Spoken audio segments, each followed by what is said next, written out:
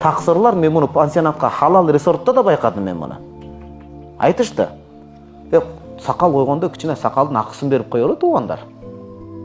Күйесі менен кетіп баратып, ақшырай күйесі жақ қарасы аялын қарап өліп отады да біреулер.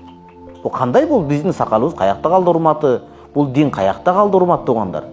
Жоқ дегенде біраз ұшыл жылмыңдаған екі көзді біраз мұндай жерге қадапта үйренелі туғандар. Қандай ақуалға жетіп қалдық біз?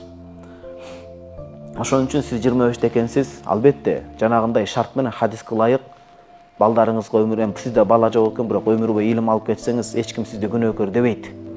Бирок азыр сактаныш кыйыныраак болот, реалдуу сүйлөгөндө. Ошон үчүн мүмкүнчүлүк болсо, өзүңүздүн күйөөңүз менен кайра жарашууга аракет кылыңыз, анткени көңүлүңүз бар.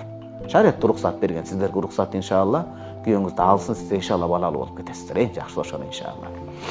333. Сиз анан берки үй бүлөнү бузуп аткан жоксуз, анткени ал аялга чейин сиз бара элеңиз да. Туурабы? Ал аялга чейин бур бара. Анан берки каргыштап, сен менин үй бүлөмдү бузуп атасың дебесин, ага чейин бул бар эле. Өткөндө Жаллабаттын кайсыл жери азыр айтам. Мейли, эсиме келбей атканы кайра жакшы. Жаллабаттын бир жеринде бир аял заты чыкты. Иштеп, кыйналып жүрүп, ошол үйдү бирге курдук дейт. Bir qochqordu qarыздап жүрүп, чогултуп жүрүп 8 qochqor кылдым дейт. Күйөөм 8 жылда экелеги жолу келген. Кайнагам өткөндө окудук кой соросын. Кайнагам адык көрсөткөндө. Анан келип кайнагам сөзүн ишенип, менин жагымды колумду сындырып чыгарып койду дейт. Чоң баласын алды, кичинекей баласы менен кызы менде калды дейт да. Ушундай кылып салды деп айтат да, Кудай сактасын.